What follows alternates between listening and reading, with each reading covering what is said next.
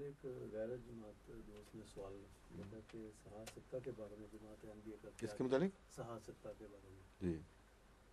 اور یہ کہا جا سکتا ہے کہ صحیح بخاری کی جو حدیث ہیں قطعی طور پر سچی ہیں، صحیح ہیں؟ میرے علم کے مطابق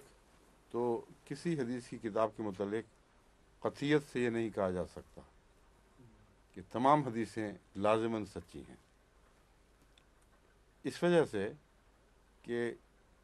جس زمانے میں احادیث اکٹھی ہوئی ہیں اس زمانے میں کم از کم 100 سال تو گزر ہی چکے تھے رسول اللہ صلی اللہ علیہ وسلم کے اوپر، اور ایک 100 سال کی باتوں کے حوالے سے آج کی تاریخ میں آپ دیکھ لیجئے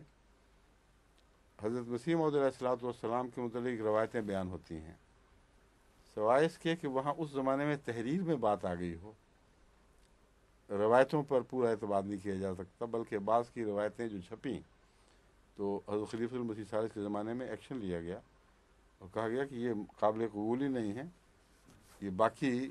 جو تحریری شواہد ہیں ان سے ٹکرا رہی ہیں، اس لیے ان کو شائع نہیں کرنا چاہیے تھا، ان کتابوں کے متعلق سینسر بٹھا دیا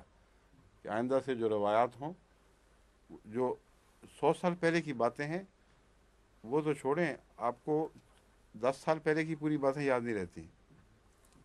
اب وہاں اجتماع میں سوال اٹھا تھا کہ کیا دستور تھا ہمارا، کیا ہم عہد تلاوت کے بعد اختتامی اجلاس میں بھی عہد تلاوت کے مان بعد دہراتے تھے یا آخر پر دہرایا کرتے تھے؟ تو جتنے میں اتنی باتیں، وہ 10 سال کی بات تھی، وہ ہم یہ پوچھ رہے تھے جب ہم آئے تھے تو کیا دستور تھا؟ تو انسانی یادداشت کے قطعی دھوکوں کو پیش نظر رکھتے ہوئے ہر انسانی یادداشت کو قطعیت سے درست قرار دے دینا، خواہ وہ شخص جھوٹا نہ بھی ہو، یہ ہے اصل بات جس کے پیش نظر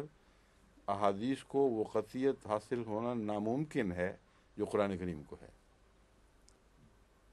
آخر ایک فرق ہے، رسول اللہ صلی اللہ علیہ وسلم کی بات بھی اپنی صداقت کے اعتبار سے قرآن کا درجہ رکھتی ہے، کیوں؟ اس لیے کہ قرآن کہہ رہا ہے وَمَا يَنطِقُ عَنِ الْهَوَىٰ إِنْ هُوَ إِلَّا وَحْيٌ يُوحَىٰ، وہ ہوا سے باتیں نہیں کرتا، اپنے ہوا و ہوس یا نفس کی خواہش سے بات نہیں کرتا، صرف وہی کی بات کرتا ہے جو اس پر اتاری جا رہی ہے۔ تو وہ حدیث جو رسول اکرم صلی اللہ علیہ وآلہ وسلم سے من و عن مروی ہو، وہ قرآن کے ساتھ نہ ٹکرا سکتی ہے، نہ مضمون کے لحاظ سے اس میں فرق کیا جا سکتا ہے۔ جو قرآن کا حکم ہے اس کے تابع رسول صلی اللہ علیہ وسلم حکم دیں گے،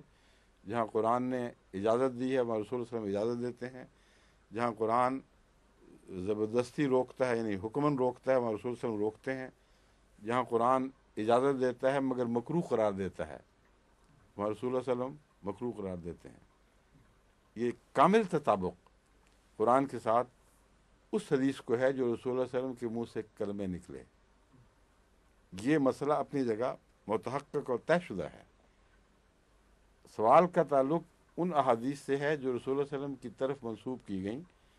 اور کم و بیش 100 سال کے بعد بہت تحقیق کے ساتھ اکٹھی کی گئیں۔ اس میں بحث یہ اٹھائی جاتی ہے صرف کہ جہاں تک ہماری تحقیق کا تعلق ہے یہ راوی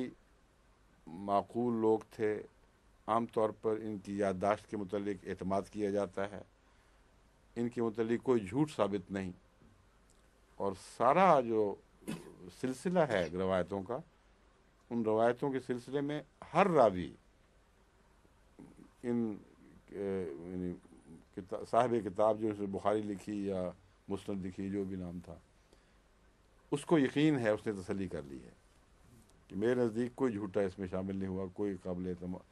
کم اعتماد والا، کوئی جس پر تان و تشنیع کی گئی ہو، اس کے کردار پر شبہ کیا گیا ہو۔ اس گواہی کے اعتبار سے بخاری کی تمام احادیث صحیح ہیں،